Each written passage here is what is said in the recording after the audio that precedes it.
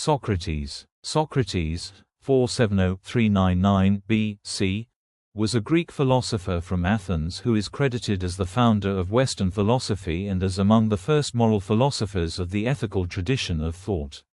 An enigmatic figure, Socrates authored no texts and is known mainly through the posthumous accounts of classical writers, particularly his students Plato and Xenophon.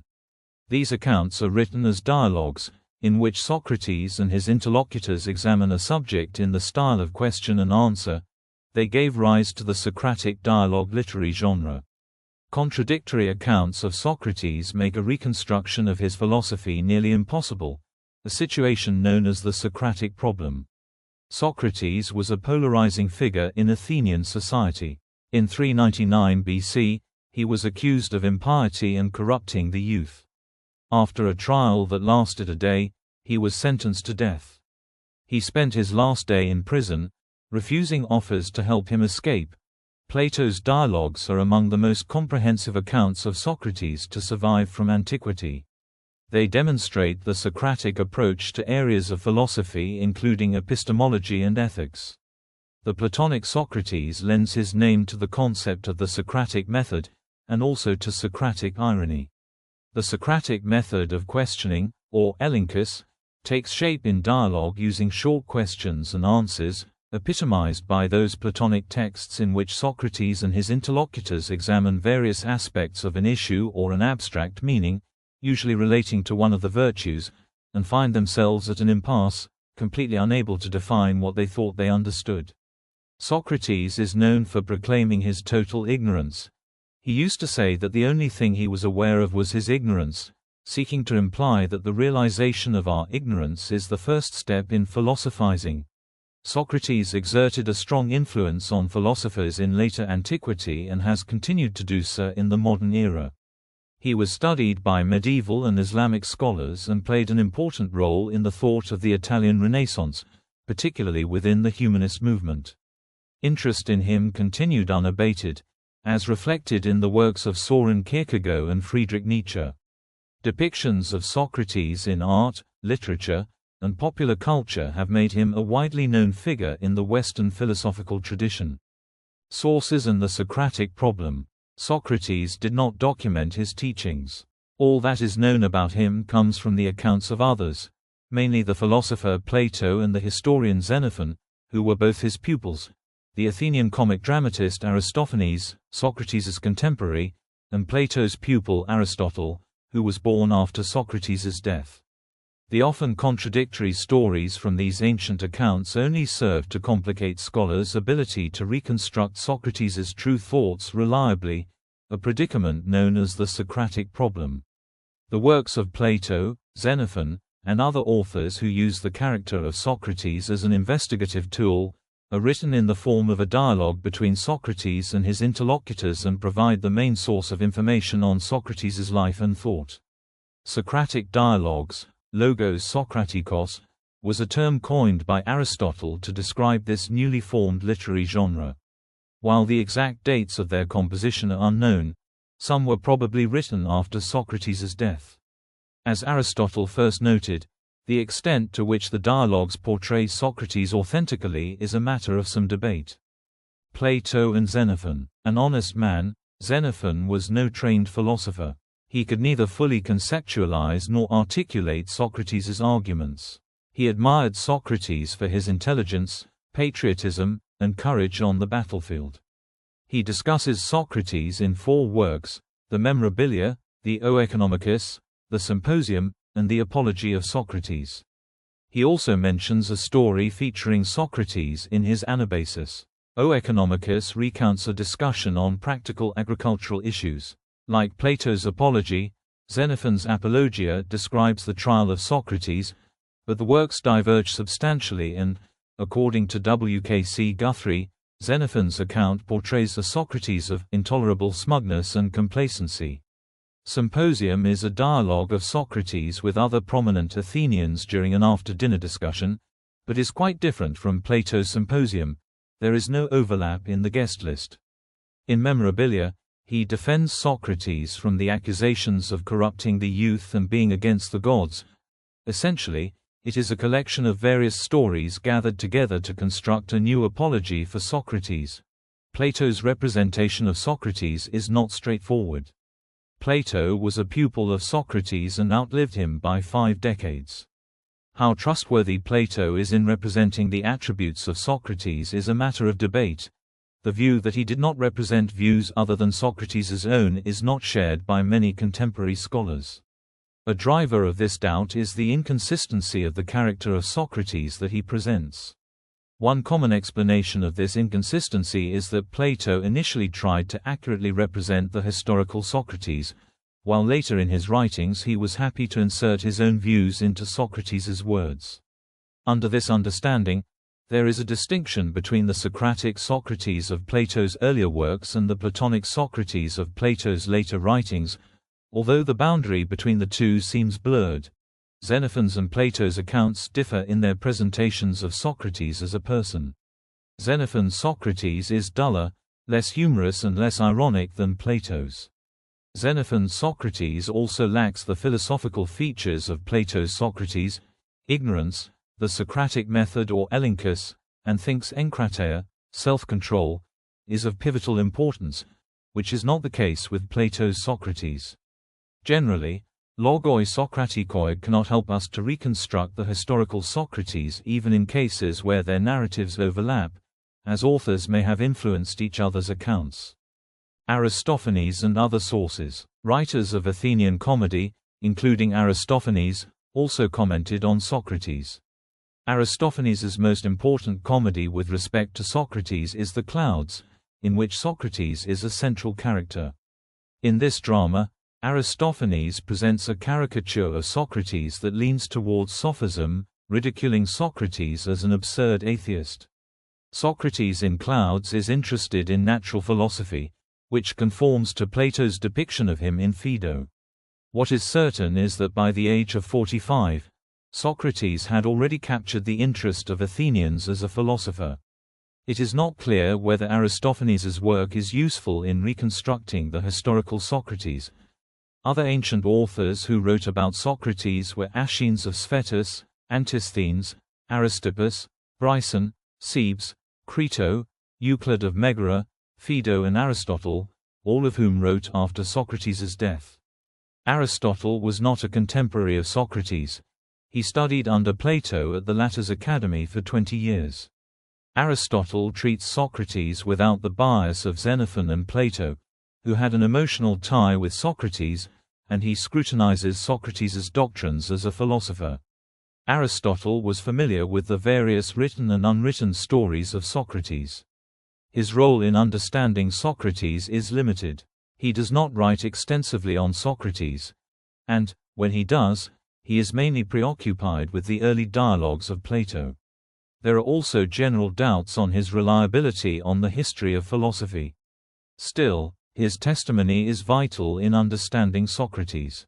The Socratic Problem. In a seminal work titled The Worth of Socrates as a Philosopher, 1818, the philosopher Friedrich Schleiermacher attacked Xenophon's accounts. His attack was widely accepted. Schleiermacher criticized Xenophon for his naive representation of Socrates. Xenophon was a soldier, argued Schleiermacher, and was therefore not well placed to articulate Socratic ideas. Furthermore, Xenophon was biased in his depiction of his former friend and teacher. He believed Socrates was treated unfairly by Athens, and sought to prove his point of view rather than to provide an impartial account. The result, said Schleiermacher, was that Xenophon portrayed Socrates as an uninspiring philosopher. By the early 20th century, Xenophon's account was largely rejected. The philosopher Carl Joel, basing his arguments on Aristotle's interpretation of Logos Sokratikos, suggested that the Socratic dialogues are mostly fictional. According to Joel, the dialogue's authors were just mimicking some Socratic traits of dialogue. In the mid-20th century, philosophers such as Olaf Jigen and Eugene Dupreil, based on Joel's arguments, proposed that the study of Socrates should focus on the various versions of his character and beliefs rather than aiming to reconstruct a historical Socrates. Later, Ancient philosophy scholar Gregory Vlastos suggested that the early Socratic dialogues of Plato were more compatible with other evidence for a historical Socrates than his later writings, an argument that is based on inconsistencies in Plato's own evolving depiction of Socrates.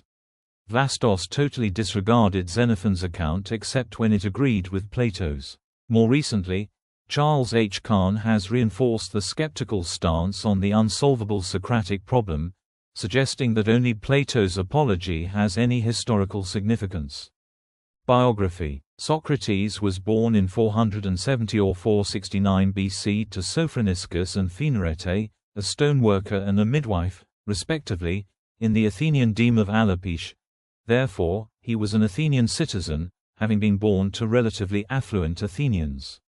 He lived close to his father's relatives and inherited, as was customary, part of his father's estate, securing a life reasonably free of financial concerns.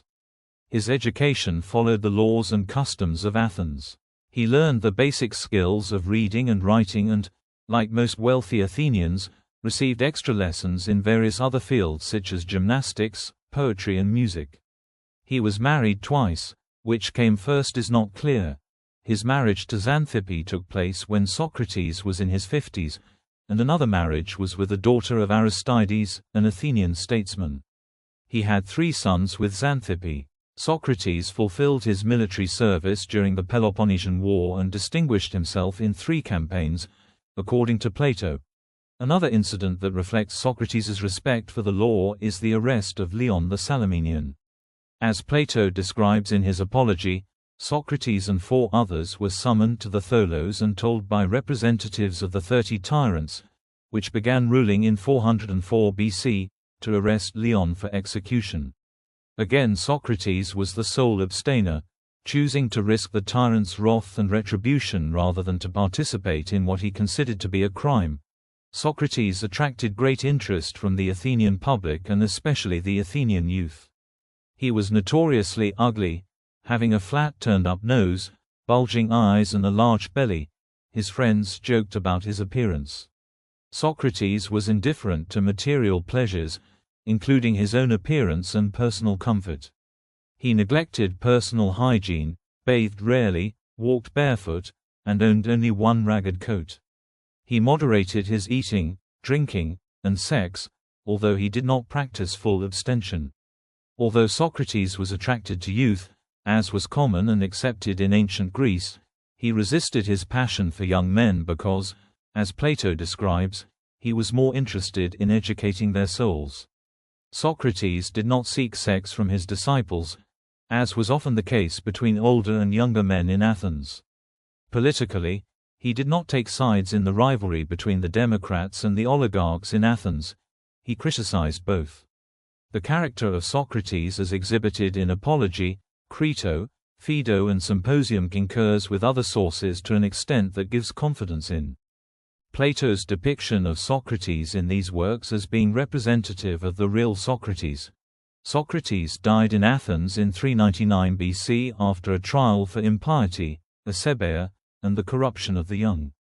He spent his last day in prison among friends and followers who offered him a route to escape, which he refused. He died the next morning, in accordance with his sentence, after drinking poison hemlock. According to the Phaedo, his last words were, "Crito, we owe a rooster to Asclepius. Don't forget to pay the debt." Trial of Socrates. In 399 BC, Socrates was formally accused of corrupting the minds of the youth of Athens, and for acebeia, impiety, i.e. worshipping false gods and failing to worship the gods of Athens. At the trial, Socrates defended himself unsuccessfully. He was found guilty by a majority vote cast by a jury of hundreds of male Athenian citizens and, according to the custom, proposed his own penalty, that he should be given free food and housing by the state for the services he rendered to the city, or alternatively, that he be fined 1 mina of silver, according to him, all he had. The jurors declined his offer and ordered the death penalty. Socrates was charged in a politically tense climate. In 404 BC, the Athenians had been crushed by Spartans at the decisive naval battle of Aegospotami, and subsequently, the Spartans laid siege to Athens. They replaced the democratic government with a new, pro-oligarchic government, named the 30 Tyrants. Because of their tyrannical measures, some Athenians organized to overthrow the tyrants, and, indeed, they managed to do so briefly, until a Spartan request for aid from the 30 arrived and a compromise was sought. When the Spartans left again, however, Democrats seized the opportunity to kill the oligarchs and reclaim the government of Athens. The accusations against Socrates were initiated by a poet, Meletus, who asked for the death penalty in accordance with the charge of Eusebeia. Other accusers were Anytus and Lycon. After a month or two, in late spring or early summer, the trial started and likely went on for most of one day. There were two main sources for the religion-based accusations. First, Socrates had rejected the anthropomorphism of traditional Greek religion by denying that the gods did bad things like humans do. Second, he seemed to believe in a daimonion, an inner voice with, as his accusers suggested, divine origin. Plato's Apology starts with Socrates answering the various rumors against him that have given rise to the indictment.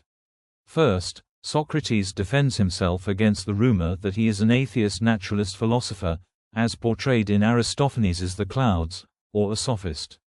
Against the allegations of corrupting the youth, Socrates answers that he has never corrupted anyone intentionally, since corrupting someone would carry the risk of being corrupted back in return, and that would be illogical, since corruption is undesirable. On the second charge, Socrates asks for clarification. Meletus responds by repeating the accusation that Socrates is an atheist. Socrates notes the contradiction between atheism and worshipping false gods. He then claims that he is God's gift to the Athenians, since his activities ultimately benefit Athens. Thus, in condemning him to death, Athens itself will be the greatest loser. After that, he says that even though no human can reach wisdom, seeking it is the best thing someone can do, implying money and prestige are not as precious as commonly thought. Socrates was given the chance to offer alternative punishments for himself after being found guilty. He could have requested permission to flee Athens and live in exile, but he did not do so. According to Xenophon, Socrates made no proposals, while according to Plato he suggested free meals should be provided for him daily in recognition of his worth to Athens or, more in earnest, that a fine should be imposed on him. The jurors favored the death penalty by making him drink a cup of hemlock, a poisonous liquid. In return, Socrates warned jurors and Athenians that criticism of them by his many disciples was inescapable, unless they became good men. After a delay caused by Athenian religious ceremonies, Socrates spent his last day in prison. His friends visited him and offered him an opportunity to escape, which he declined. The question of what motivated Athenians to convict Socrates remains controversial among scholars. There are two theories. The first is that Socrates was convicted on religious grounds. The second, that he was accused and convicted for political reasons. Another, more recent, interpretation synthesizes the religious and political theories, arguing that religion and state were not separate in ancient Athens. The argument for religious persecution is supported by the fact that Plato's and Xenophon's accounts of the trial mostly focus on the charges of impiety. In those accounts, Socrates is portrayed as making no effort to dispute the fact that he did not believe in the Athenian gods. Against this argument stands the fact that many skeptics and atheist philosophers during this time were not prosecuted. According to the argument for political persecution, Socrates was targeted because he was perceived as a threat to democracy. It was true that Socrates did not stand for democracy during the reign of the 30 tyrants and that most of his pupils were against the Democrats. The case for it being a political persecution is usually challenged by the existence of an amnesty that was granted to Athenian citizens in 403 BC to prevent escalation to civil war after the fall of the 30. However, as the text from Socrates' trial and other texts reveal, the accusers could have fueled their rhetoric using events prior to 403 BC. Philosophy. Socratic method. A fundamental characteristic of Plato's Socrates is the Socratic method, or the method of refutation, elenchus. It is most prominent in the early works of Plato, such as Apology, Crito, Gorgias, Republic I, and others.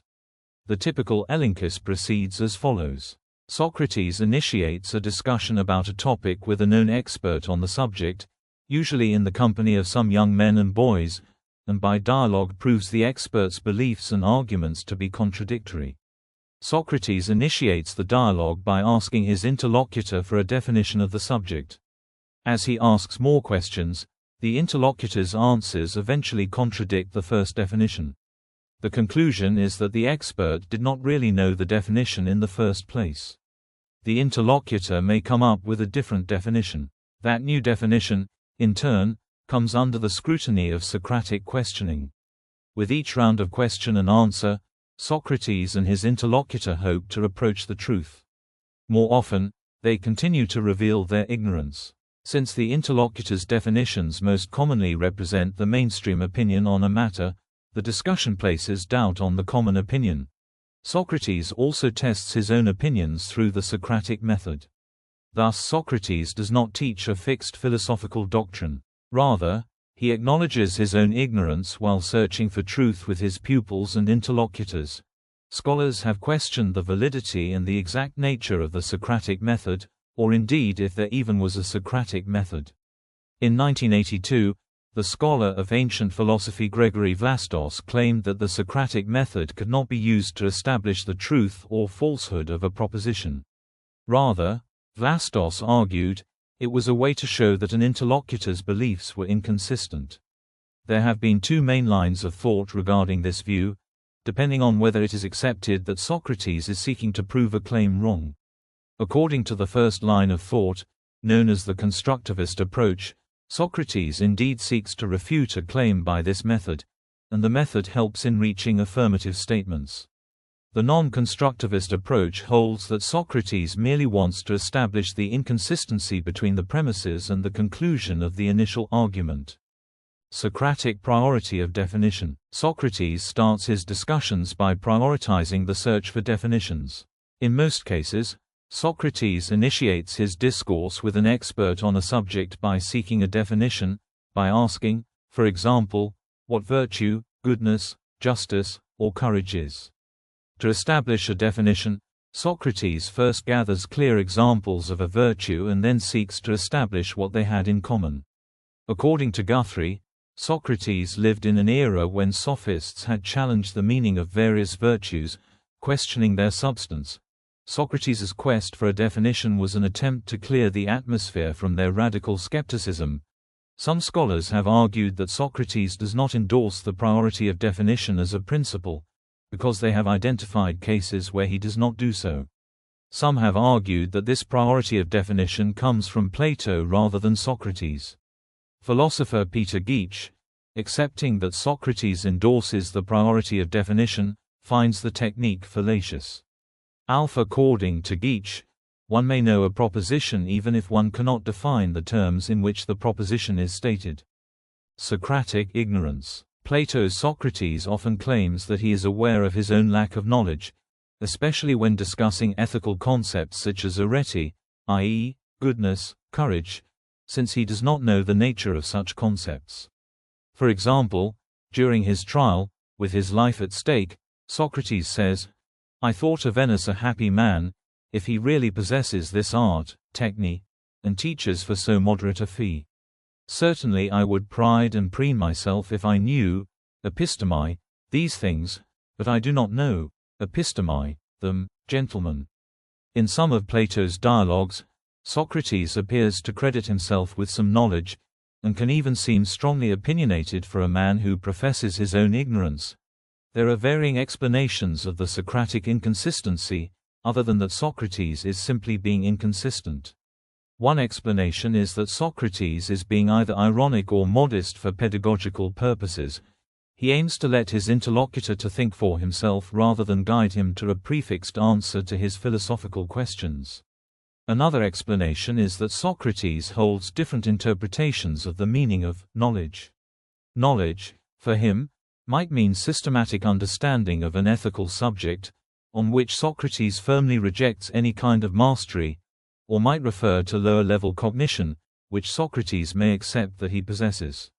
In any case, there is a consensus that Socrates accepts that acknowledging one's lack of knowledge is the first step towards wisdom. Socrates is known for disavowing knowledge, a claim encapsulated in the saying, "I know that I know nothing." This is often attributed to Socrates on the basis of a statement in Plato's Apology, though the same view is repeatedly found elsewhere in Plato's early writings on Socrates. In other statements, though, he implies or even claims that he does have knowledge. For example, in Plato's Apology, Socrates says, "For that to do injustice and disobey my superior, God or man, this I know to be evil and base." Apology 29b 6-7. In his debate with Callicles, he says, "I know well that if you will agree with me on those things which my soul believes, those things will be the very truth." Whether Socrates genuinely thought he lacked knowledge or merely feigned a belief in his own ignorance remains a matter of debate. A common interpretation is that he was indeed feigning modesty. According to Norman Gully, Socrates did this to entice his interlocutors to speak with him. On the other hand, Terence Irwin claims that Socrates' words should be taken literally. Gregory Vlastos argues that there is enough evidence to refute both claims. In his view, for Socrates, there are two separate meanings of knowledge, knowledge C and knowledge E. C stands for certain and E stands for elenchus, i.e. the Socratic method. Knowledge C is something unquestionable, whereas knowledge E is the knowledge derived from Socrates' elenchus.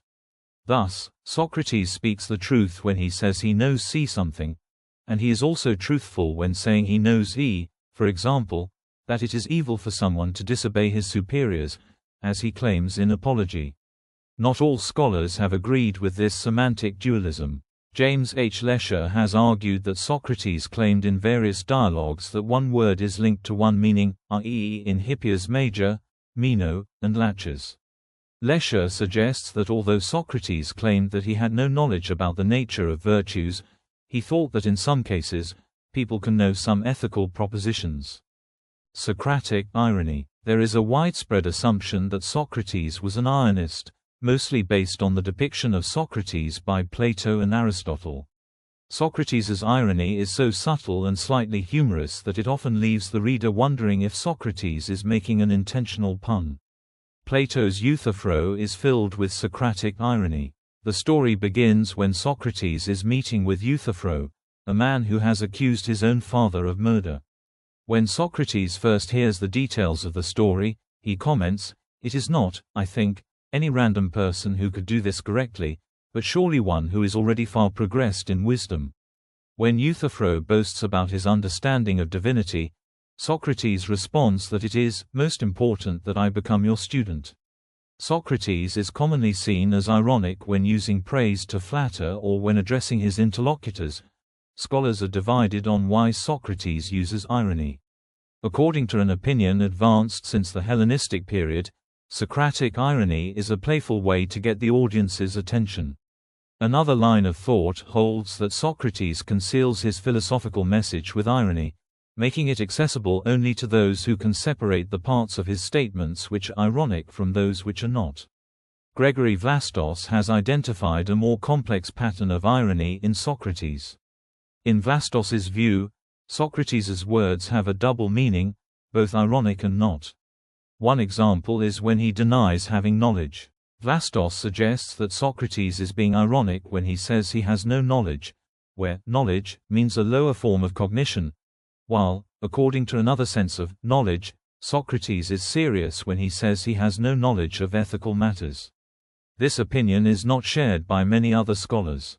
Socratic eudaimonism and intellectualism. For Socrates, the pursuit of eudaimonia motivates all human action, directly or indirectly. Virtue and knowledge are linked, in Socrates' view, to eudaimonia, but how closely he considered them to be connected is still debated. Some argue that Socrates thought that virtue and eudaimonia are identical. According to another view, virtue serves as a means to eudaimonia, the identical, and sufficiency, theses, respectively. Another point of debate is whether, according to Socrates, people desire what is in fact good, or, rather, simply what they perceive as good. Moral intellectualism refers to the prominent role Socrates gave to knowledge.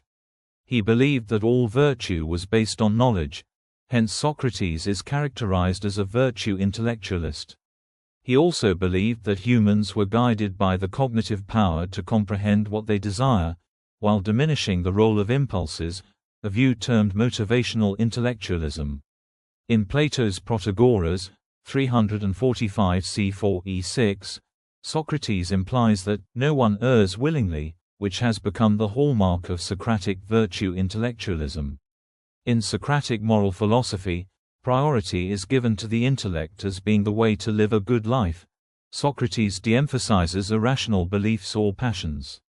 Plato's dialogues that support Socrates' intellectual motivism, as this thesis is named, are mainly the Gorgias, 467 c8e, where Socrates discusses the actions of a tyrant that do not benefit him, and Meno, 77 d8b, where Socrates explains to Meno his view that no one wants bad things, unless they do not know what is good and bad in the first place. Scholars have been puzzled by Socrates' view that acrasia, acting because of one's irrational passions, contrary to one's knowledge or beliefs, is impossible.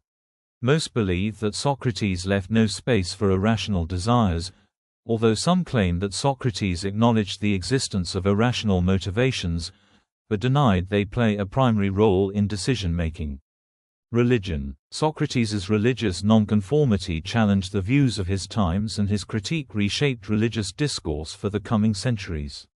In ancient Greece, organized religion was fragmented, celebrated in a number of festivals for specific gods, such as the city Dionysia, or in domestic rituals, and there were no sacred texts. Religion intermingled with the daily life of citizens, who performed their personal religious duties mainly with sacrifices to various gods. Whether Socrates was a practicing man of religion or a provocateur atheist has been a point of debate since ancient times. His trial included impiety accusations, and the controversy has not yet ceased. Socrates discusses divinity and the soul mostly in Alcibiades, Euthyphro, and Apology. In Alcibiades, Socrates links the human soul to divinity, concluding, "Then this part of her resembles God, and whoever looks at this, and comes to know all that is divine, will gain thereby the best knowledge of himself." His discussions on religion always fall under the lens of his rationalism. Socrates, in Euthyphro, reaches a conclusion which takes him far from the age's usual practice. He considers sacrifices to the gods to be useless, especially when they are driven by the hope of receiving a reward in return. Instead, he calls for philosophy and the pursuit of knowledge to be the principal way of worshipping the gods. His rejection of traditional forms of piety, connecting them to self-interest, implied that Athenians should seek religious experience by self-examination. Socrates argued that the gods were inherently wise and just, a perception far from traditional religion at that time. In Euthyphro, the Euthyphro dilemma arises. Socrates questions his interlocutor about the relationship between piety and the will of a powerful god. Is something good because it is the will of this god, or is it the will of this god because it is good? In other words, does piety follow the good, or the god? The trajectory of Socratic thought contrasts with traditional Greek theology, which took lex talionis, the eye for an eye principle, for granted. Socrates thought that goodness is independent from gods, and gods must themselves be pious. Socrates affirms a belief in gods in Plato's Apology, where he says to the jurors that he acknowledges gods more than his accusers. For Plato's Socrates, the existence of gods is taken for granted. In none of his dialogues does he probe whether gods exist or not. In Apology, a case for Socrates being agnostic can be made, based on his discussion of the great unknown after death, and in Phaedo, the dialogue with his students in his last day, Socrates gives expression to a clear belief in the immortality of the soul. He also believed in oracles, divinations and other messages from gods. These signs did not offer him any positive belief on moral issues. Rather, they were predictions of unfavorable future events. In Xenophon's Memorabilia, Socrates constructs an argument close to the contemporary teleological intelligent design argument. He claims that since there are many features in the universe that exhibit signs of forethought, e.g., eyelids, a divine creator must have created the universe. He then deduces that the creator should be omniscient and omnipotent, and also that it created the universe for the advance of humankind, since humans naturally have many abilities that other animals do not. At times, Socrates speaks of a single deity, while at other times he refers to plural gods. This has been interpreted to mean that he either believed that a supreme deity commanded other gods, or that various gods were parts, or manifestations, of this single deity. The relationship of Socrates' religious beliefs with his strict adherence to rationalism has been subject to debate. Philosophy professor Mark McFerrin suggests that Socrates interpreted every divine sign through secular rationality for confirmation. Professor of ancient philosophy A. Long suggests that it is anachronistic to suppose that Socrates believed the religious and rational realms were separate. Socratic daimonion. In several texts, e.g., Plato's Euthyphro 3b5, Apology 31 CD, Xenophon's Memorabilia 1.1.2, Socrates claims he hears a daimonic sign, an inner voice heard usually when he was about to make a mistake. Socrates gave a brief description of this daimonion at his trial, Apology 31 CD. The reason for this is something you have heard me frequently mention in different places, namely, the fact that I experience something divine and daimonic, as Meletus has inscribed in his indictment, by way of mockery. It started in my childhood, the occurrence of a particular voice. Whenever it occurs, it always deters me from the course of action I was intending to engage in, but it never gives me positive advice. It is this that has opposed my practicing politics, and I think its doing so has been absolutely fine. Modern scholarship has variously interpreted this Socratic daimonion as a rational source of knowledge, an impulse, a dream, or even a paranormal experience felt by an ascetic Socrates. Virtue and knowledge. Socrates' theory of virtue states that all virtues are essentially one, since they are a form of knowledge. For Socrates, the reason a person is not good is because they lack knowledge. Since knowledge is united, virtues are united as well. Another famous dictum, "No one errs willingly," also derives from this theory. In Protagoras, Socrates argues for the unity of virtues using the example of courage. If someone knows what the relevant danger is, they can undertake a risk. Aristotle comments, Socrates the elder thought that the end of life was knowledge of virtue, and he used to seek for the definition of justice, courage, and each of the parts of virtue, and this was a reasonable approach, since he thought that all virtues were sciences, and that as soon as one knew justice, he would be just. Love. Some texts suggest that Socrates had love affairs with Alcibiades and other young persons. Others suggest that Socrates' friendship with young boys sought only to improve them and were not sexual. In Gorgias, Socrates claims he was a dual lover of Alcibiades and philosophy, and his flirtatiousness is evident in Protagoras, Meno, 76 AC, and Phaedrus, 227 CD.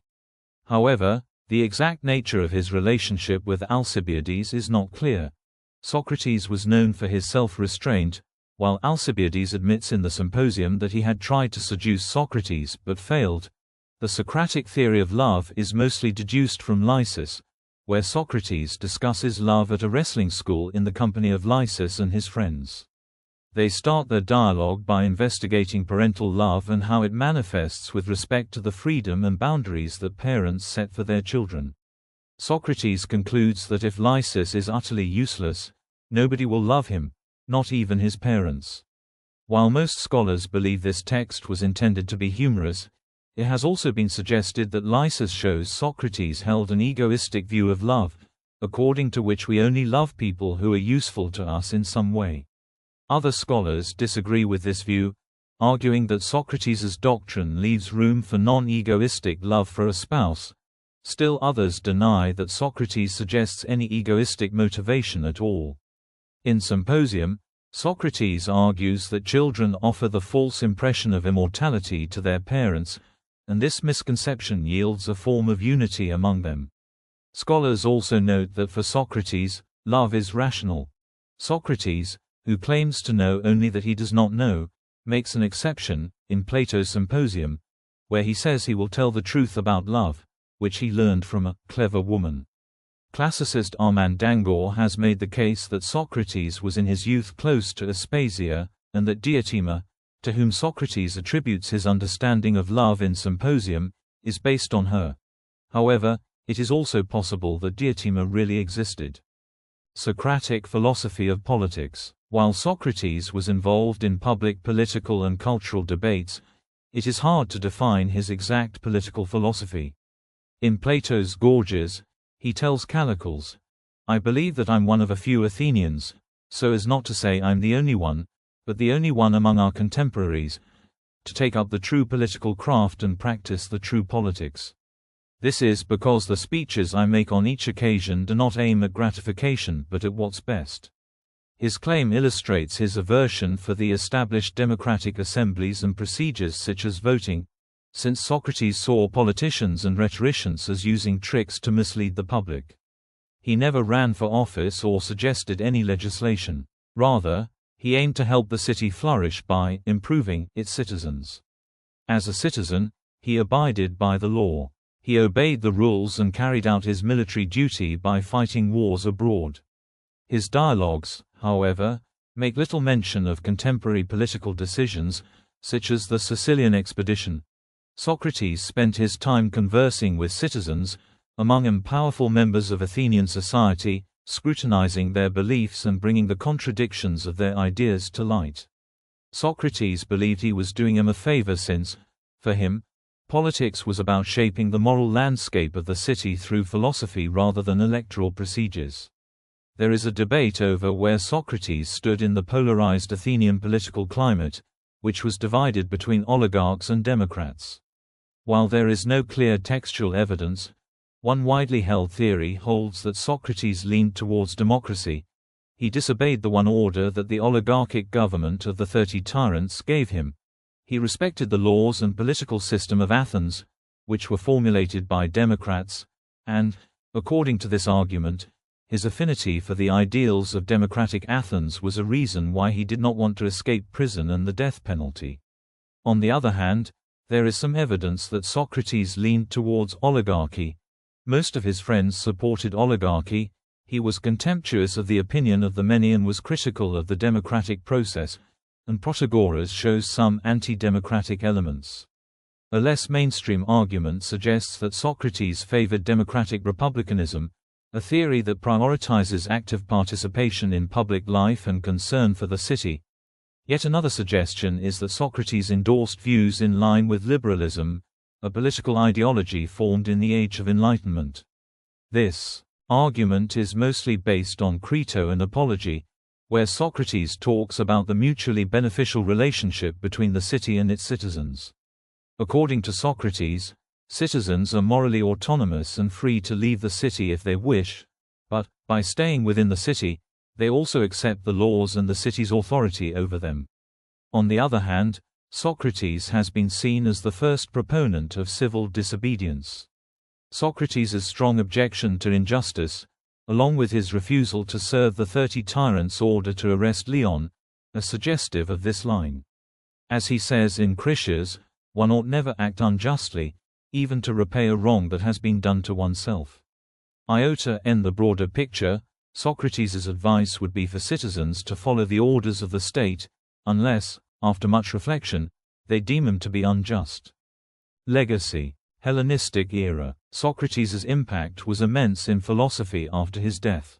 With the exception of the Epicureans and the Pyrrhonists, almost all philosophical currents after Socrates traced their roots to him: Plato's Academy, Aristotle's Lyceum, the Cynics, and the Stoics. Interest in Socrates kept increasing until the 3rd century AD. The various schools differed in response to fundamental questions such as the purpose of life or the nature of arete, virtue, since Socrates had not handed him an answer, and therefore, philosophical schools subsequently diverged greatly in their interpretation of his thought. He was considered to have shifted the focus of philosophy from a study of the natural world, as was the case for pre-Socratic philosophers, to a study of human affairs. Immediate followers of Socrates were his pupils, Euclid of Megara, Aristippus, and Antisthenes, who drew differing conclusions among themselves and followed independent trajectories. The full doctrines of Socrates' pupils are difficult to reconstruct. Antisthenes had a profound contempt of material goods. According to him, virtue was all that mattered. Diogenes and the Cynics continued this line of thought. On the opposite end, Aristippus endorsed the accumulation of wealth and lived a luxurious life.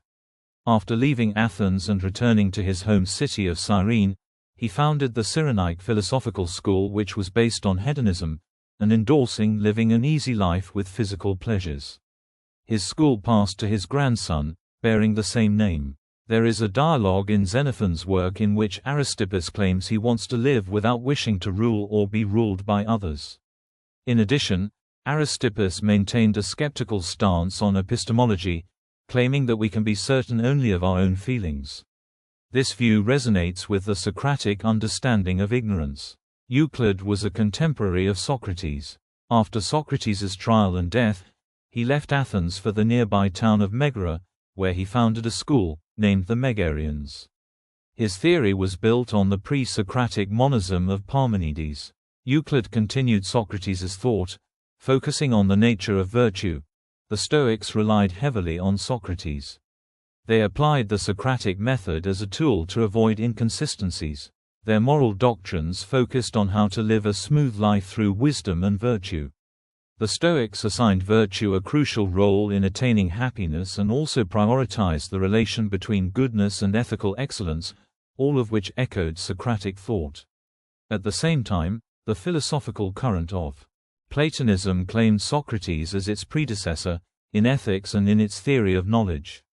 Arcesilaus, who became the head of the Academy about 80 years after its founding by Plato, radically changed the Academy's doctrine to what is now known as academic skepticism, centered on the Socratic philosophy of ignorance.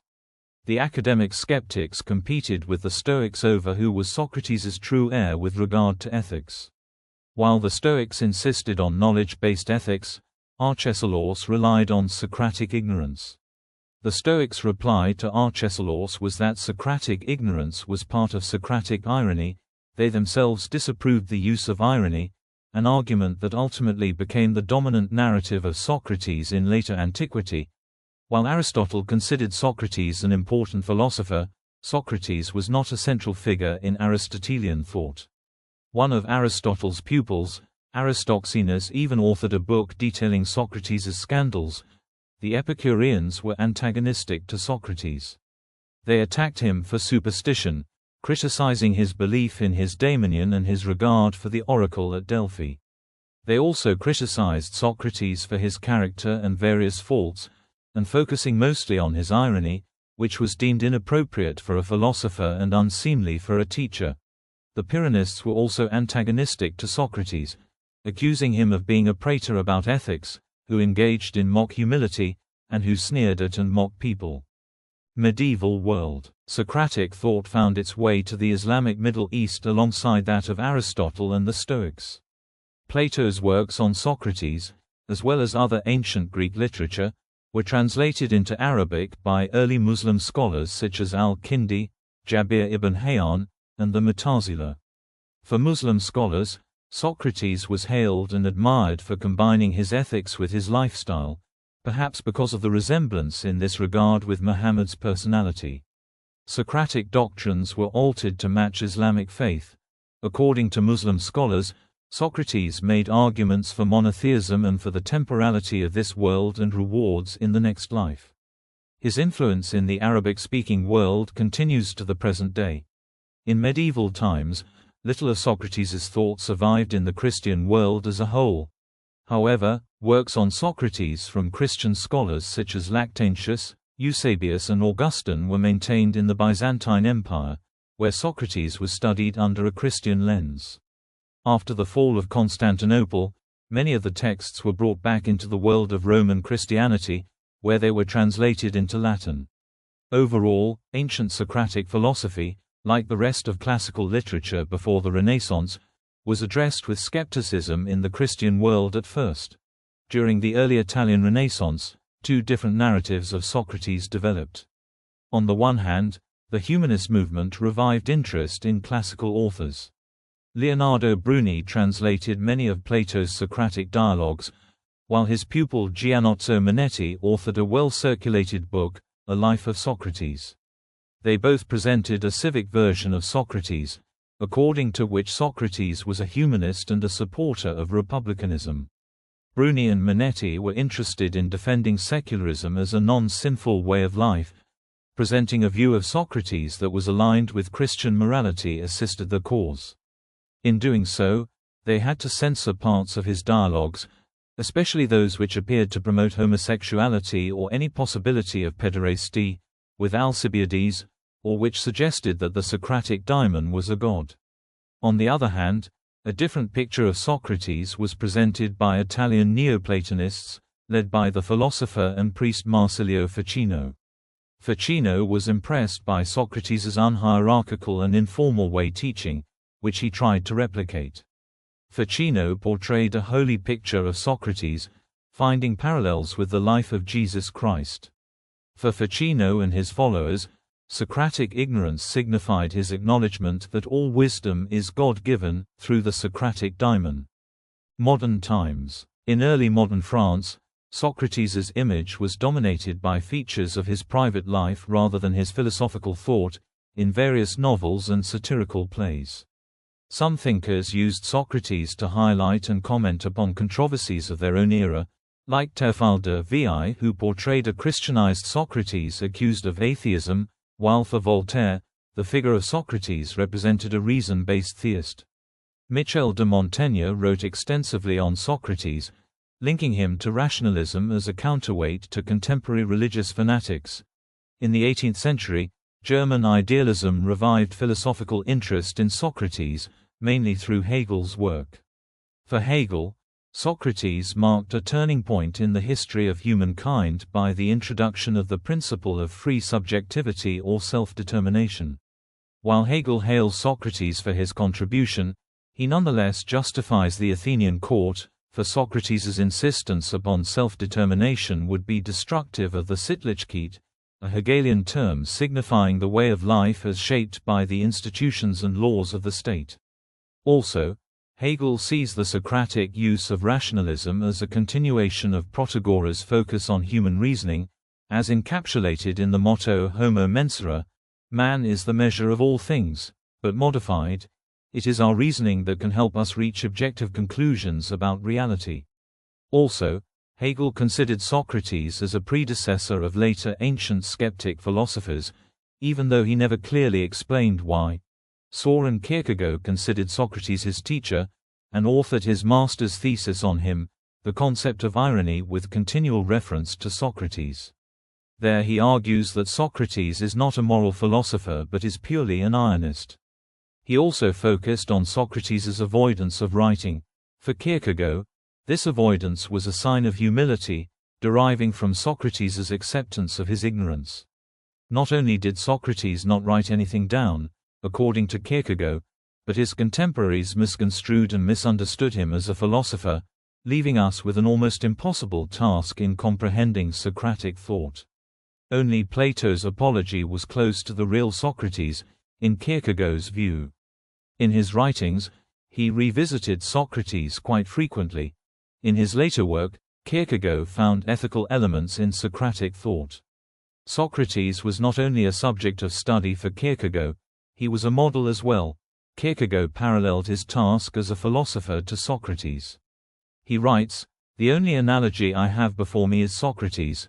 My task is a Socratic task, to audit the definition of what it is to be a Christian, with his aim being to bring society closer to the Christian ideal, since he believed that Christianity had become a formality, void of any Christian essence." Kierkegaard denied being a Christian, as Socrates denied possessing any knowledge. Friedrich Nietzsche resented Socrates' contributions to Western culture. In his first book, The Birth of Tragedy, 1872, Nietzsche held Socrates responsible for what he saw as the deterioration of ancient Greek civilization during the 4th century BC and after. For Nietzsche, Socrates turned the scope of philosophy from pre-Socratic naturalism to rationalism and intellectualism.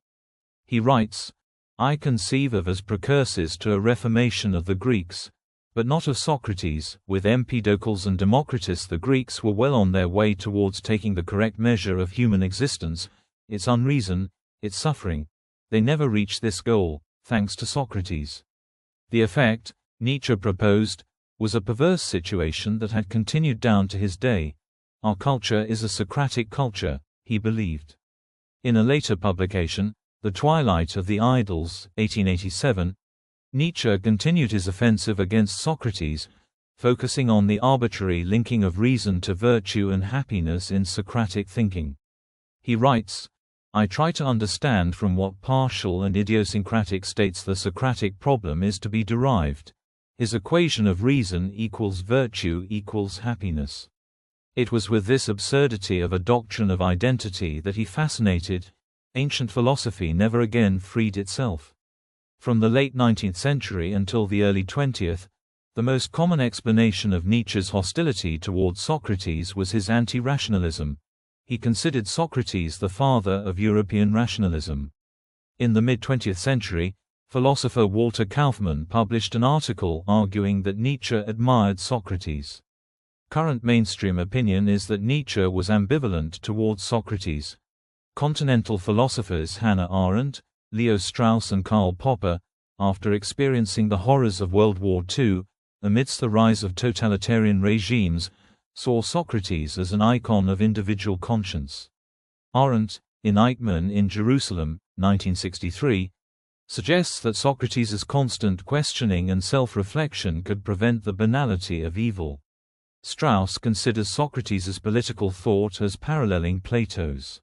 He sees an elitist Socrates in Plato's Republic as exemplifying why the polis is not, and could not be, an ideal way of organizing life, since philosophical truths cannot be digested by the masses. Popper takes the opposite view. He argues that Socrates opposes Plato's totalitarian ideas. For Popper, Socratic individualism, along with Athenian democracy, imply Popper's concept of the open society, as described in his Open Society and Its Enemies, 1945.